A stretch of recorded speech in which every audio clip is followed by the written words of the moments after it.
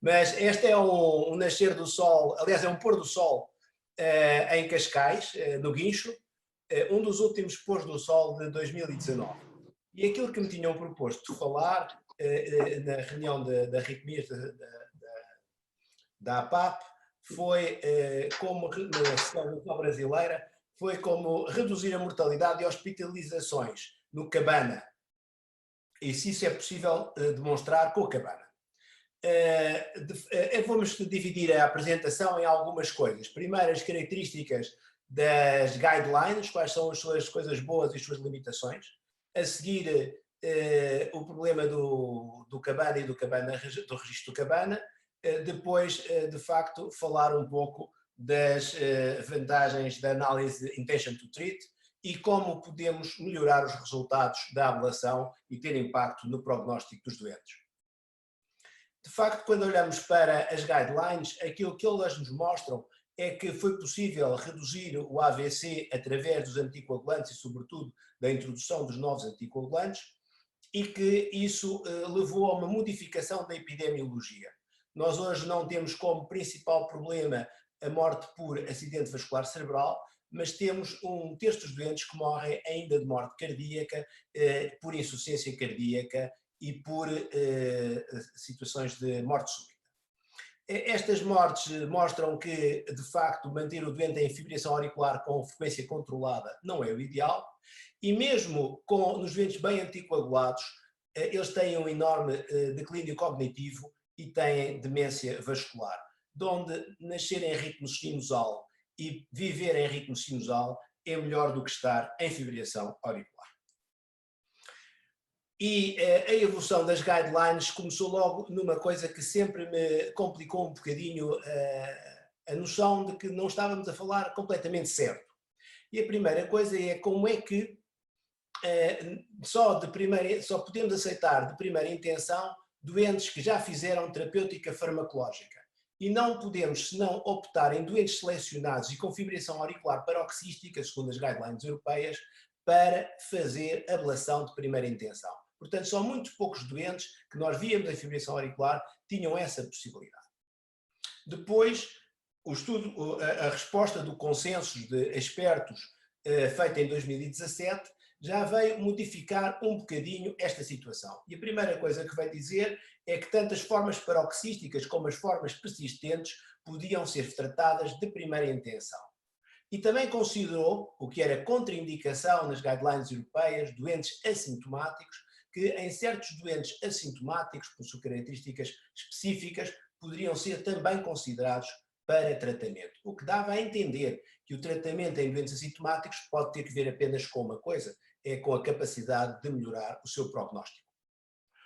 E por último, as guidelines americanas em 2019 aceitaram que havia um impacto prognóstico nos indivíduos com insuficiência cardíaca em doentes selecionados para melhorar a sobrevida e reduzir as hospitalizações.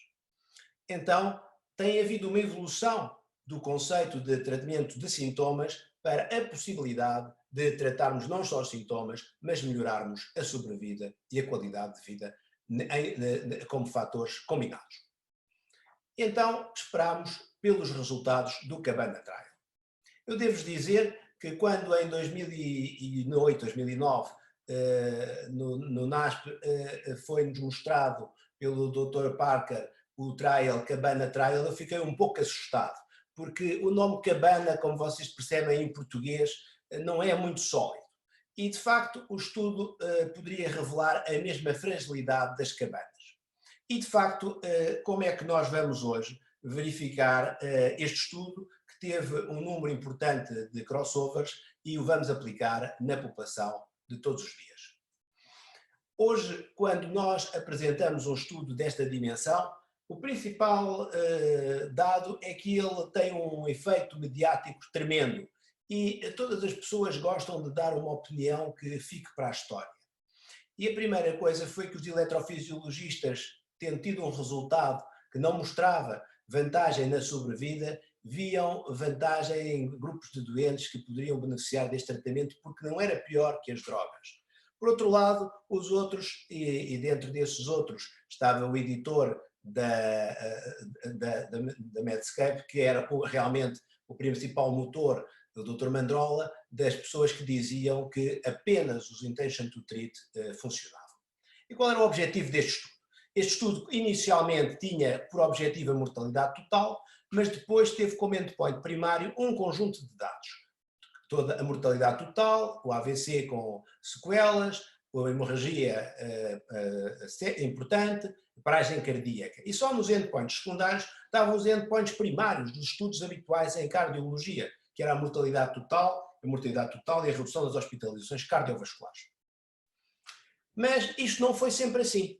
Em 2009, no editorial publicado no Arritmias de Circulation de Arritmias, o que acontece é que o Dr. Parker, que era o editor, faz um editorial, que era o promotor do estudo, faz um editorial em que afirma claramente que os crossovers não são permitidos e que os doentes vão ter como objetivo final a mortalidade total.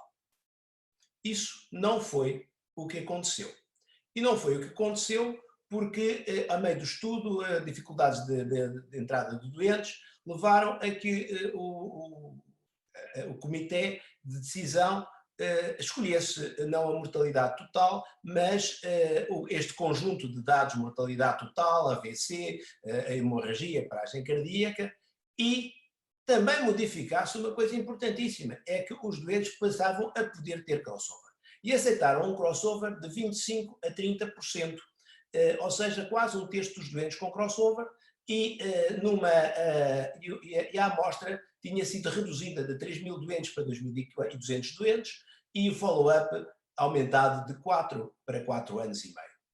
E aceitava-se ainda uma perda de 2% do follow-up.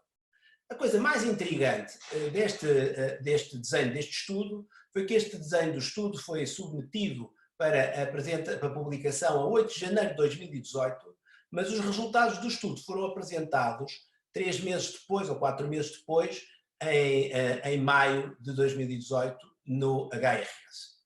E quando os resultados foram apresentados, deu-se uma situação extremamente constrangedora. As salas eram pequenas para tanta audição, eu estava numa sala em que não via o Dr. Parker, acho que o Dr. Maurício também estava connosco nessa sala, e de facto o que aconteceu foi que na apresentação o Dr. Parker mostra estes resultados.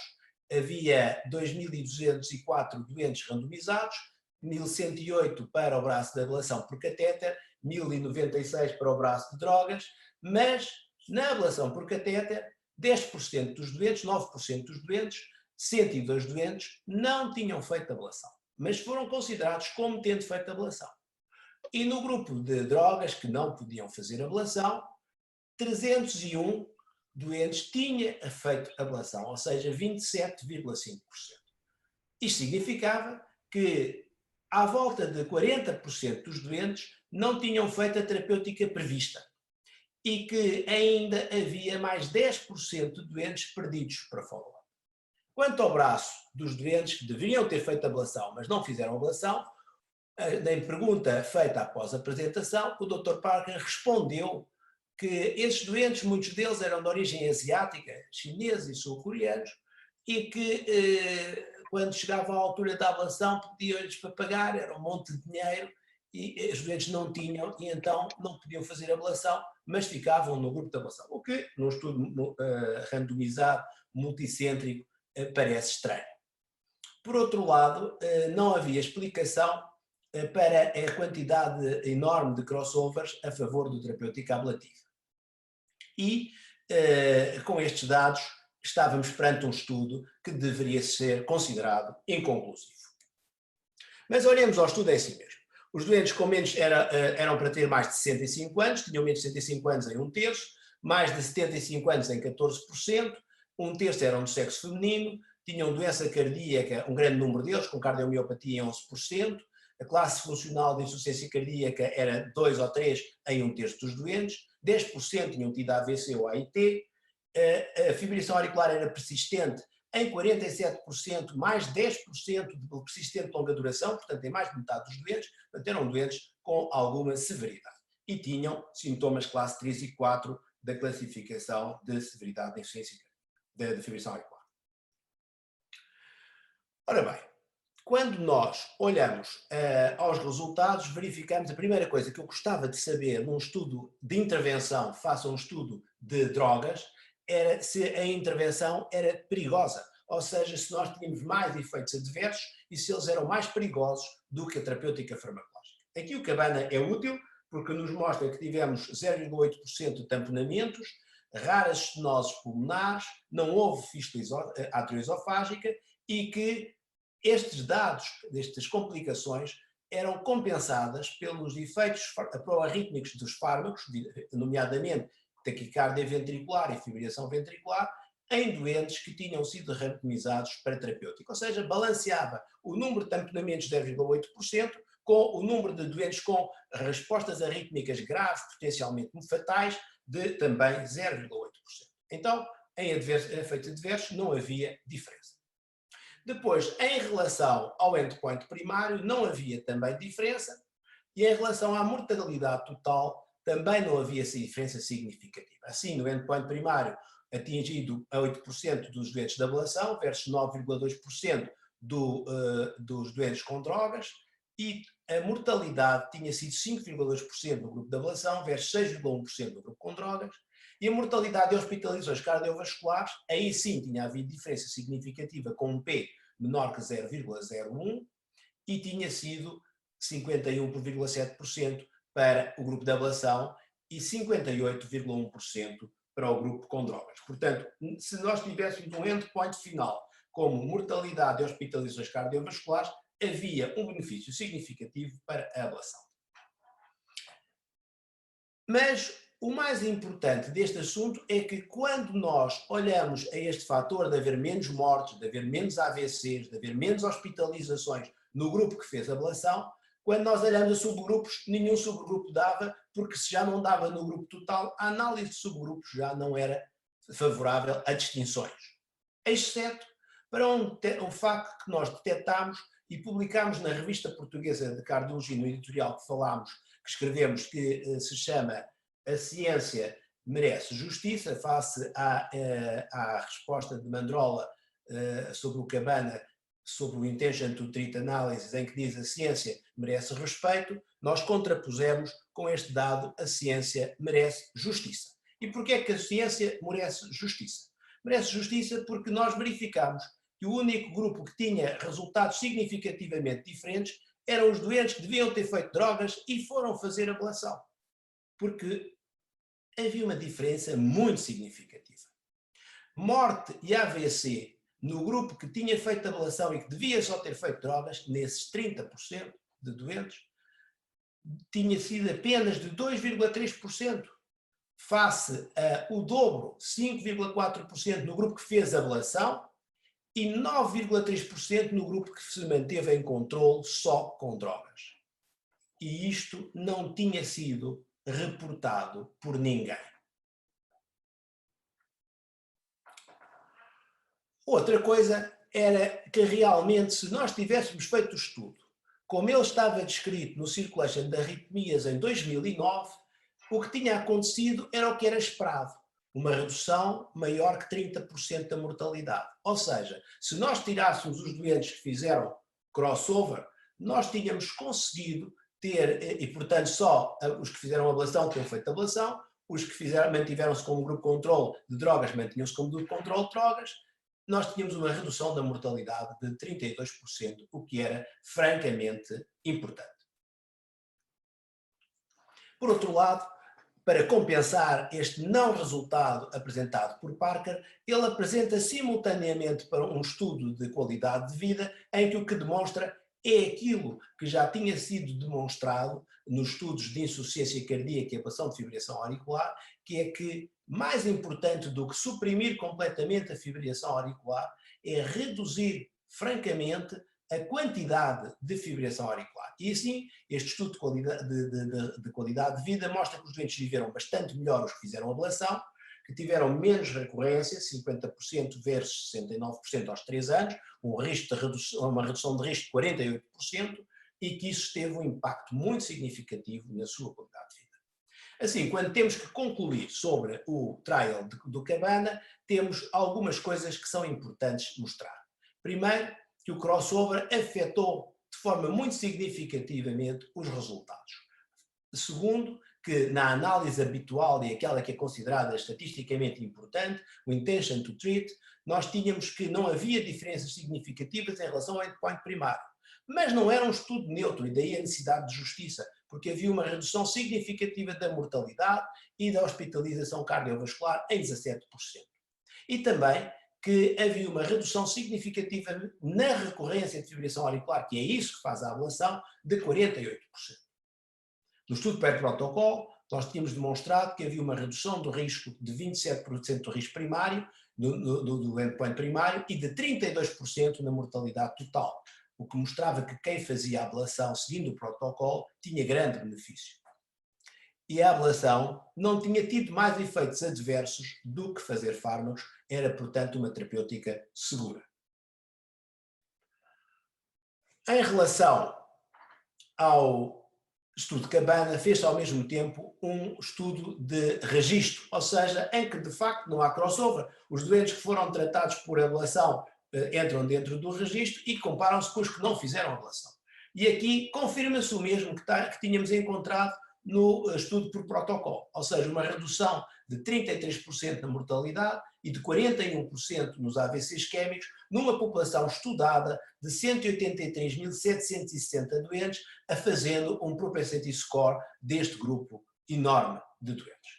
Mas isto não é diferente do que nós já sabíamos, porque na prática clínica, em que os doentes fazem a ablação e vemos os resultados, a ablação foi sempre favorável para reduzir a mortalidade, para reduzir o AVC e para reduzir a demência. E isto é na experiência internacional, e nós também temos publicação pessoal sobre isto no nosso hospital e conseguimos também demonstrar que salvamos vidas. Mas a pergunta que se põe é, nós para fazermos ablação, o que é que ganhamos? E as perguntas normalmente que se fazem é, o que é que ganhamos em mortalidade, redução da mortalidade das hospitalizações, e esta que está aqui neste momento, e vejam, o Cabana Trial precisa de 15,6 doentes, com o endpoint e com os crossovers que teve, 15,6 doentes para reduzir uma morte ou uma hospitalização. O CASTLE-F de insuficiência cardíaca de Marrouche precisa apenas de 6,2 doentes para conseguir poupar uma vida ou reduzir uma hospitalização. Mas o Companion, que foi o estudo que introduziu os CRTs como terapêutica essencial na redução da mortalidade em quem tem bloqueio de ramo esquerdo e insuficiência cardíaca, necessitava de mais do que o estudo de Cabana para reduzir a hospitalização e mortalidade, e são doentes com insuficiência cardíaca, 22. Mas não devemos estar acanhados, isto é também do nosso editorial, publicado na Revista Portuguesa de Cardiologia, não devemos ficar acanhados no valor da terapêutica da ablação de fibrilação auricular. Porquê? Porque a vermelho tem as barras a vermelho, mostra-vos aquilo que é a redução, o número de pessoas necessárias de tratar para reduzir uma morte, 32,3%, 32,3 doentes, ou seja, 33 doentes, para reduzirmos, para salvarmos uma vida, no estudo Cabana, se for as-treated, se fez mesmo ablação. Se fizermos no grupo total e só considerarmos aqueles que de facto no resultado intention to treat, nós necessitamos de 111 doentes. Parece bastante, mas não devemos também outra vez ficar perturbados, porque o estudo Aristóteles, que introduziu a apixaban como droga das guidelines e uma das mais usadas a nível mundial, necessita para salvar uma vida de 131 doentes. E, por isso, no final, eu pus algumas questões que estavam de porque é que nós, quando olhamos para uma coisa, não vemos sempre a mesma cor, depende dos olhos que veem a tonalidade que lhe damos.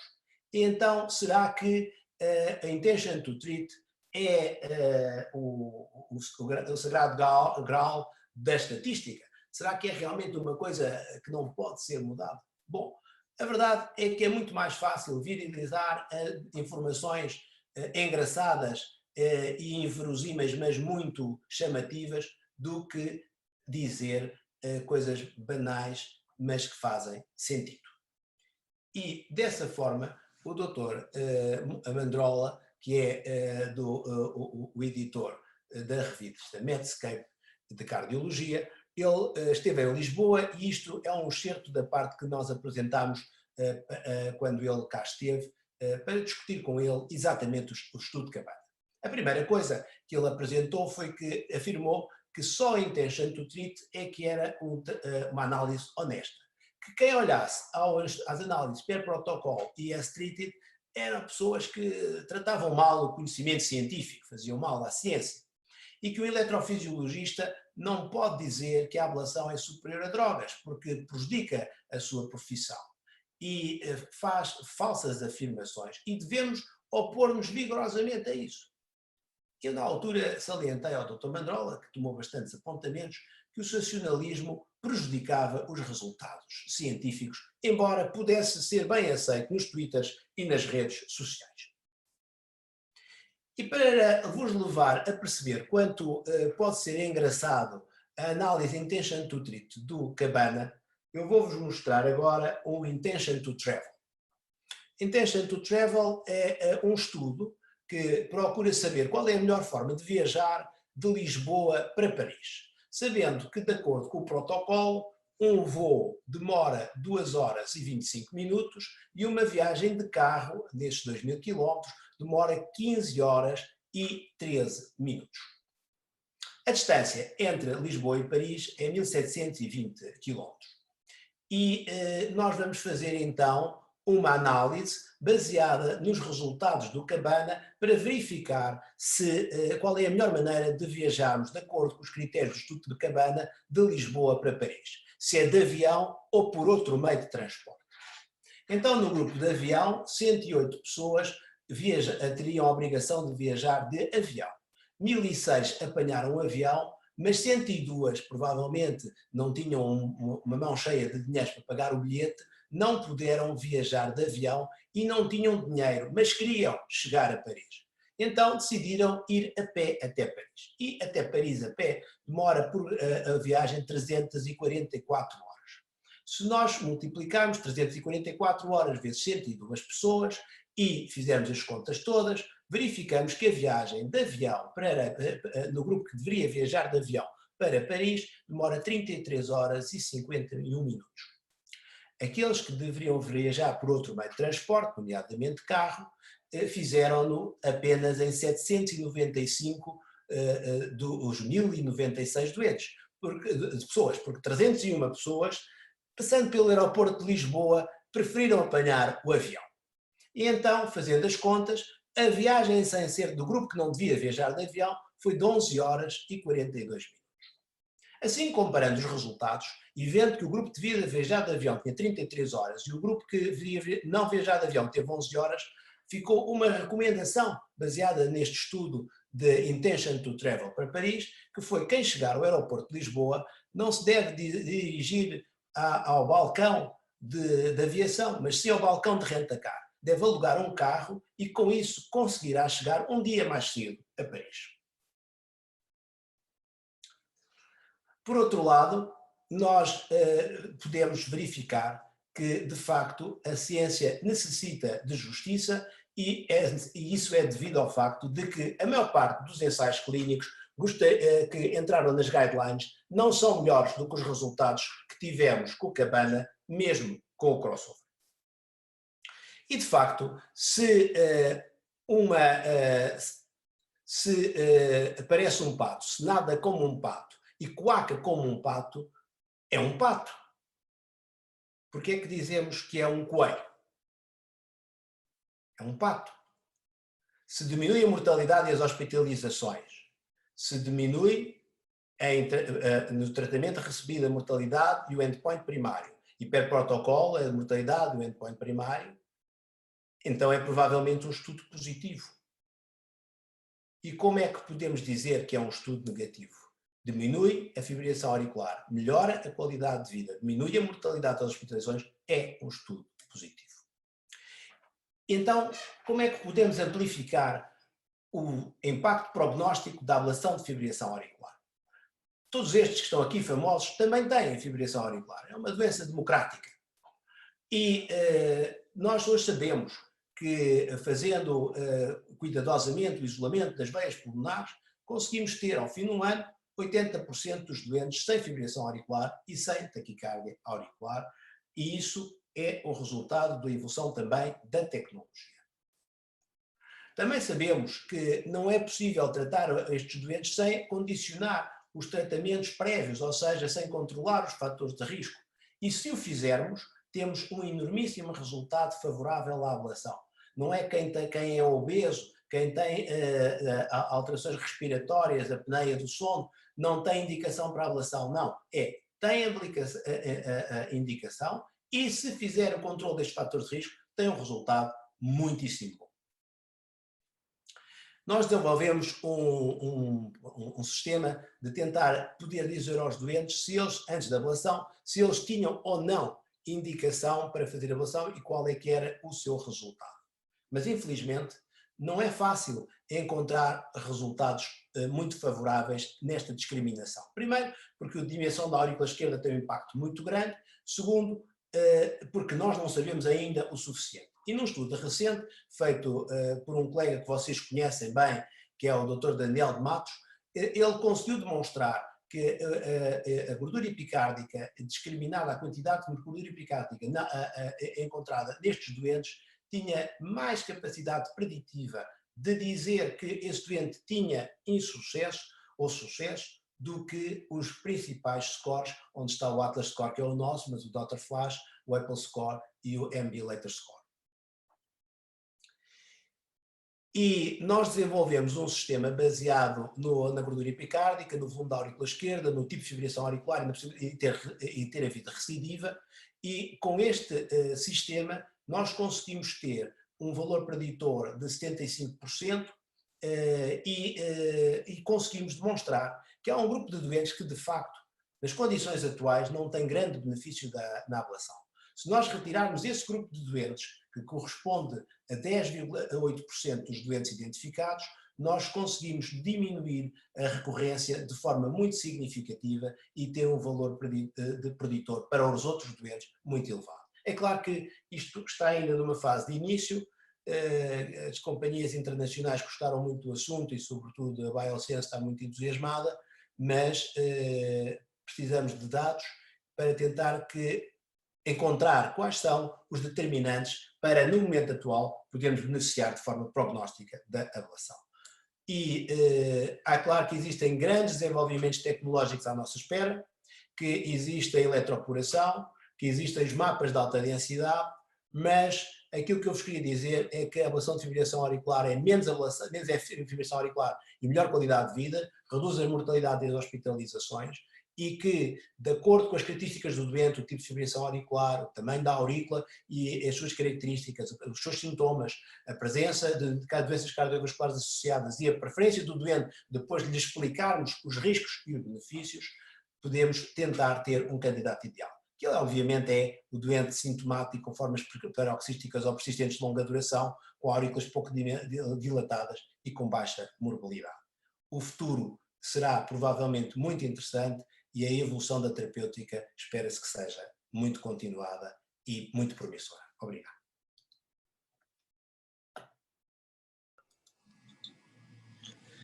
Muito bom, Pedro. Está me ouvindo ou não? Estou ouvindo, estou. Estou só agora... Parabéns. Como é que eu tiro agora a tela? Foi um reaction aqui. Tá. Ok, está perfeito. Reaction. Foi muito bom. Desculpe te colocar nessa situação. Para quem foi chamado assim de imediato, foi espetacular. Parece que você estava com a aula na ponta da língua mesmo. Muito bom. Vou deixar os comentários aí para o Francisco para ver a visão clínica da apresentação do Pedro. Primeiro que se ele está me vendo aí, já passei umas palmas para ele aí, né? De palmas aí, porque realmente foi uma aula muito contundente. Obviamente ele foi provocativo, com toda razão. Essa é uma aula provocativa para quem sabe muita ciência e procura buscar o que pode trazer de melhor mediante o trabalho que ele está defendendo. A gente é clínico e na época a gente esperava o Cabana ficar pronto em 1 ano, 2 anos, e o Cabana não ficava pronto, não saía nunca. Então, quando eu olho uma questão da sua viagem de Portugal para, né, de Lisboa para Paris, eu acho que a primeira coisa que a gente tem que pensar é em planejamento. Eu adoro viajar e me planejo muito. E é engraçado a pessoa pegar um avião e não se planejar depois e querer voltar, ir a pé, né? Então, fico imaginando que a questão do Cabana ficou claro para mim que é planejamento, não foi bem planejado. Quer dizer, se você estivesse lá, você colocaria o estudo como não inferioridade, porque aí ficaria mais fácil fazer, inclusive, análise de intenção de tratar. Porque o estudo ele veio com uma base, eu vi que você tentou esconder esse fato, o fato dele não, de ele já imediatamente ter imaginado 30% de superioridade. Como ele foi desenhado para superioridade, por isso que ficou difícil fazer a análise de intenção de tratar. Porque a análise de intenção por tratar, eu imagino que só valeria a pena se fosse por um estudo de não inferioridade, né? Aí você poderia fazer o P-protocolo. E aí foi a grande confusão que deu. Mas eu entendo exatamente o que você fala, porque eu também tenho os meus pacientes. E o paciente ele não é um trial, o paciente ele não é o nosso paciente é dinâmico. Eu tenho pacientes clínicos que eu preciso do Maurício para fazer ablação, do mesmo modo que pacientes com ablação precisam de droga em algum momento porque tem recorrência. A gente não pode ter ideia fixa. Eu costumo brincar que com fibrilação atrial, ideia fixa é ser psicopata. A gente não é psicopata. A gente não pode ter ideia fixa. A gente tem que ter maleabilidade, flexibilidade e procurar o melhor tratamento para o paciente, saber qual é a expectativa dele para o tratamento. Então, sempre no consultório, o Maurício, com certeza, também faz isso, com mais experiência que eu ainda. Acho que a gente pergunta para o paciente qual é a sua expectativa que você quer. Mas para um trabalho, aí vem a questão da ciência, merece respeito, ok. Mas eu imagino que o meu único, né, que a gente se tivesse que fazer um debate é o planejamento. Eu acho que se o estudo fosse de não inferioridade, talvez isso daí não teria nenhuma discussão hoje. Como ele foi montado para superioridade, a intenção de tratar ficou prejudicada e a análise pelo protocolo, teoricamente, ela não pode ser feita. Obviamente que você jogou um fato de mundo real e aí a gente entende que isso aí não é. Mas está de parabéns, foi excelente. Eu fiquei aqui me deliciando com toda o seu raciocínio, a sua lógica do começo ao fim. Obrigado. Aquilo que eu vos queria dizer é que uma vez em Londres tive que fazer um debate com a Malés Oshini, do grupo do Michel Assoguer, e o trabalho era, eu ia defender que não devia ser feita ablação de fibrilação auricular nas formas persistentes de longa duração, e a Malés defendeu que devia ser feita ablação. Estava o Eduardo Roland como júri, como chairman, e ele perguntou logo de princípio quem é que estava a favor de uma ideia ou da outra. A minha ideia era francamente perdedora. Era 53% ou 54% para a Malés Oshini de que se devia fazer ablação, e eu tinha o restante, portanto 46%, 47%.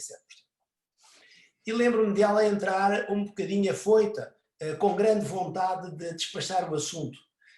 E eu deixei de falar e tal, e pus logo como um problema de poder enviesar a minha opinião, é que eu de facto fazia ablação e, portanto, não seria um torcedor forte pela ideia contrária. Mas ia como fazendo uma pergunta à audiência que me parecia que poderia imediatamente terminar a discussão. E eu perguntei, e pedi para levantar o braço quem tivesse de acordo. E perguntei quem é que fazia ablação numa senhora de 85 anos, com fibrilhação auricular há 15 anos, com outra com uma frequência cardíaca média de 65 por minuto, com uma tensão arterial controlada, bem anticoagulada e que fazia a sua vida normal, igual à da irmã que estava em ritmo sinusal. E ninguém levantou o braço para fazer ablação. De onde eu terminei dizendo, bom, eu vou continuar a minha argumentação, mas pelos vistos não preciso de dizer mais nada, porque isto é a maioria, são a maioria dos doentes com fibrilação auricular. Bom, e portanto nós temos que ver as coisas dos dois lados. E obviamente que o que eu gostava de ter era o tratamento precoce e ter a certeza que o facto de ter bom resultado num tratamento precoce não é apenas o facto da doença ainda não ter evoluído, mas é a não evolução da doença. E eu não tenho a certeza disso. Eu não tenho a certeza se quando trato atraso ou impeço a evolução ou beneficio do momento em que trato.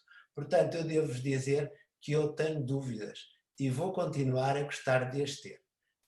Outra aspiração é este tratamento é muito pesado, Por isso, nós deveríamos aspirar a ter um tratamento que tivesse 4 características: que fosse seguro, que fosse reprodutível, que fosse eficaz e que fosse para todos. Nós não estamos a ver um catéter enfiado na perna poder ser para milhões de pessoas ao mesmo tempo. Então, a minha evolução neste momento é tentar que este tratamento, pelo menos enquanto tal, possa deixar de ser invasivo para passar a ser não invasivo, ou seja, sem punção da perna. Se nós conseguirmos isso, eu e o Maurício, significa que antecipamos o futuro. Eu sei que ele tem programa para fazer isso para algumas avaliações, mas isso depende de 3 coisas. Primeiro, de sabermos o que queremos, de serem lesões pequenas e de podermos contar com segurança na técnica utilizada. Mas vai ser possível. Muito bom, Pedro. Pedro sempre olhando lá para frente, né? Na nossa trajetória, nós tivemos a oportunidade de ver essa transformação toda do tratamento da fibrilação atrial. Quando nós começamos, não existia nada, depois surgiu a cirurgia para a fibrilação atrial, aí depois a ablação por catéter, que teve essa evolução toda, né, nesses últimos 20, 25 anos que nós temos trabalhado com ela. Não ficou perfeita ainda, tem uma série de informações que são necessárias, e, em particular, nesse grupo que você chamou atenção, que realmente que predomina, que são os pacientes com fibrilação atrial persistente. O que nós sabemos fazer hoje, aprendemos a fazer razoavelmente, é tratar os pacientes com fibrilação atrial paroxística, que tem uns focos muito claros, porque nós conhecemos razoavelmente o mecanismo da fibrilação atrial paroxística. Já da fibrilação atrial persistente, ela continua sendo ainda uma incógnita. O mecanismo fisiopatológico, a eletrofisiologia da fibrilação persistente, ela não é tão bem conhecida. E na eletrofisiologia intervencionista, para que a gente alcance um sucesso razoável, é fundamental o conhecimento fisiopatológico. E isso é que está faltando. Então, eu acho que nós devemos caminhar nos próximos anos ainda na tentativa de um melhor conhecimento. As tecnologias que foram desenvolvidas nos últimos 5 anos, em particular o mapeamento dos rotores, que veio com muita expectativa, assim, que pudesse ser uma nova técnica para tratar esse tipo de paciente. Infelizmente, os resultados clínicos não foram satisfatórios. Então, eu acho que a gente vai ter novamente um período aguardando um pouco mais de informação nisso. Agora que a gente percebe a tendência atual é de aumentar a área de lesão, quando você não consegue saber exatamente qual é o mecanismo e naquele ponto o que é que os médicos, que o homem faz, ele estende, ele provoca uma lesão mais extensa, ele acaba destruindo muito mais do que provavelmente seria necessário. Eu acho que a tendência atual, nesse momento do tratamento da fibrilação atrial persistente, é esse exatamente pela falta da informação específica, e é isso que está faltando. Eu acho que aos pouquinhos a gente vai chegar lá. E aí depois, quando a gente souber bem e tiver tecnologia para isso, começando agora com a radioterapia e tal, talvez a gente chegue um momento em que a gente possa fazer essas ablações sem realmente colocar catéter. Antes fazer com cirurgia, depois ficou minimamente invasiva com os catéteres e, quem sabe, sem catéteres. É uma expectativa. Não sei se a gente vai alcançar isso, mas essa nova geração, com certeza, eles vão poder ter essa oportunidade. O importante é que, nesse momento, no momento que a gente está envolvido e é o presente, é tentar oferecer o melhor para os nossos pacientes e com aquilo que nós dispomos. Então, eu acho que os trabalhos científicos, análise crítica dos pesquisadores, cada serviço ter o dado os seus resultados é fundamental para compartilhar com os clínicos, e aí sim nós podemos oferecer naquele momento o que é melhor para os nossos pacientes. Então, acho que nós estamos nessa fase, eu acho que a gente faz isso razoavelmente bem, e espero na quinta-feira, ter a oportunidade de mostrar um pouquinho, sem tanta coisa técnica, mas informações que eu acho que são fundamentais para o clínico ter com esse objetivo, de selecionar bem os pacientes, e saber quais são aqueles que podem eventualmente se beneficiar desse tipo de intervenção. Algum comentário, Francisco? Pedro? Eu queria também dizer que, em princípio, está aqui também Francisco Costa. Meu xará. Francisco Costa atualmente é uma autoridade médica muito importante, porque a nossa Polícia Federal chama-se Guarda Nacional Republicana e o Francisco é o responsável pós-Covid da direção daqueles que têm por obrigação não nos deixar sair de casa. De maneira que ele está a ouvir, se ele quiser, eu acho que ele pode entrar no meio da conversa, até porque atualmente é o meu braço direito nas apelações de todas as semanas e estamos fazendo coisas muito interessantes. E neste sentido estamos num trabalho que mostramos ao Maurício e que está agora para publicação rápida, que é a capacidade de tentarmos precisar ao máximo nas taquicardias regulares por reentrada os locais de ablação para ter lesões muito precisas. O meu conceito é que existem fibrilações que podem ser quase fibriloflutters, ou seja, que têm grandes características de regularidade e poderemos tratá-los de uma maneira diferente. Outra coisa é os mecanismos que nós temos associados aos tratamentos, que são armas às vezes um bocadinho fracas, quer para ver os rotores, para ver os cafés, pomos muitos nomes ao mesmo santo. É como a Nossa Senhora de Fátima, Nossa Senhora de Guadalupe, Nossa Senhora... Pronto, de facto são muitos nomes para o mesmo santo. Mas provavelmente é a mesma coisa. E sendo a mesma coisa, nós por vezes distraímos com os nomes que lhes damos. De facto, há atividade elétrica focal e atividade por reentrada que devemos vir a estudar melhor. Maurício deu um avanço brutal na eletrofisiologia. Vocês têm a possibilidade de trabalhar com uma pessoa que eu conheci muito nova. Nós agora olhamos aqui para as imagens e ficamos mal dispostos. Mas o Maurício era muito novo quando eu o conheci em Paris. E devo-vos dizer que ele mantém o mesmo espírito de olhar para as coisas com atenção e de simplicidade. E, portanto, dar-vos os parabéns porque a eletrofisiologia brasileira foi das que mais coisas ofereceu ao conhecimento científico. E quando ele era muito novo, a coisa que eu mais achava piada é que nós falávamos de um assunto, o Fontaine, com quem era o nosso mestre lá, falávamos de um assunto e o Maurício respondia invariavelmente, isso já fizemos. Mas não era um caso, era sempre 10, 20 casos com o Dr. Sousa. E, portanto, também o meu grande elogio para o Dr. Sousa, que é uma personalidade fantástica, incrível, que eu sempre muito apreciei, e dizer-vos que tenho uma grande admiração pela vossa capacidade de trabalho e pelos vossos resultados. Muito obrigado, Pedro. Tem uma pergunta aí, Maurício, na plateia aí, ó. Do Martins, Dr. Pedro, qual o paciente, e é estendido aí para Maurício e para Francisco Costa também, qual o paciente que você seleciona para crioablação? Se tem diferença, se você sabe que aquele paciente você tem um perfil para crioablação ou se isso não faz diferença? Eu diria que nós estamos começando a crioablação. Talvez o Pedro, que tem um volume maior, ele tem essa facilidade. Aqui nós temos uma restrição muito grande pelo seguro-saúde.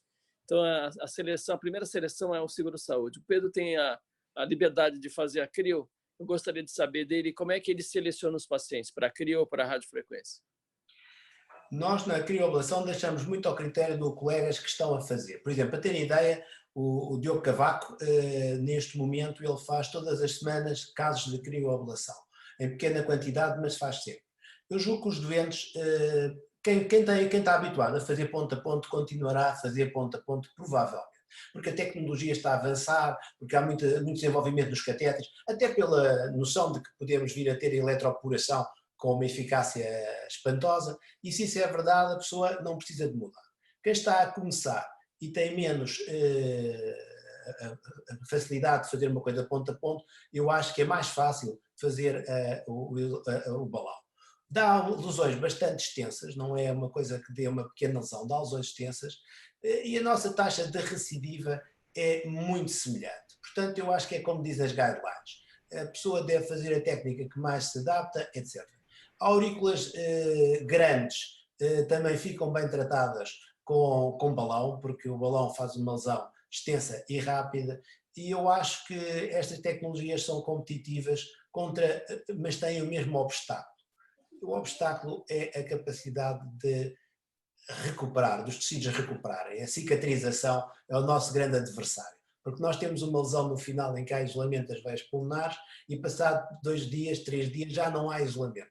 nosso obstáculo principal é o edema e a capacidade de coisa. Agora, a técnica, para mim, eu gosto mais de fazer ponto a ponto, distrai mais, mas acredito que quando é para ser mais rápido, olha, por exemplo, o Rui Providência, e eu faço uma vez por mês com ele, fazemos 5, 6 casos às vezes, de rapidamente 2 dias, e fazemos muitos casos de crio. Para fazer muitos casos seguidos é também muito bom a criovelação. A experiência também do Hospital Santa Maria tem um dia para crio, fazem muitos casos seguidos. Muito bom. Respondido aí, Francisco. Sim. Costa, queres entrar? Sim, Olá a todos, bom dia. Eu tenho sobretudo mais experiência com isolamento ponto a ponto. A minha experiência com crio é relativamente pequena e talvez por isso eu me sinta muito mais confortável a fazer ponto a ponto e sempre que eu posso escolher eu prefiro fazer ponto a ponto. Se eu tivesse que escolher os doentes ideais para crio, seria sempre doentes de primeira ablação, portanto nunca reisolamento de veias, porque aí nós podemos querer fazer alguma coisa mais e na crio não podemos. E também, se tivermos um doente em que haja alguma suspeita de poder haver focos extraveias pulmonares, ou se o doente tem uma carga de extracistolia supraventricular muito frequente, em que nós possamos ter a intuição de ter que dar um toquezinho fora de veias ou isso, aí eu também acho que o sistema de mapeamento convencional pode trazer uma mais-valia, porque aí no final, sobretudo se a aurícula não for muito pequena, no final de gelar as veias, nós podemos sempre dar um bocadinho de isoprenalina, ver se há algum foco disparando de outro sítio e dar aí um toquezinho extra veias, mas acaba por ser a exceção e não a regra, não é, dos tratamentos. Mas pessoalmente eu gosto muito, prefiro fazer ponto a ponto com catéter de ablação convencional. É também uma coisa que nos distingue do hemodinamista, portanto temos alguma vantagem. É um grande risco, foi isto muito fácil, porque outros poderão achar que sabem fazer e são capazes. Há um estudo feito com o catéter de ablação da Medtronic, com o catéter de balão, que mostra que nem é preciso olhar muito ao isolamento, o resultado é quase igual. Então temos de ter algum cuidado, quer na divulgação da informação, quer no cuidado com que selecionamos e tratamos os doentes. De facto, eu acho que o Francisco Costa disse bem, e é o que nós fazemos, tentamos fazer. É isso mesmo. Perfeito. Se tiver mais alguma pergunta aí, alguém quiser falar, fique à vontade. Acho que não. É só dar parabéns, aula completa, revisão perfeita.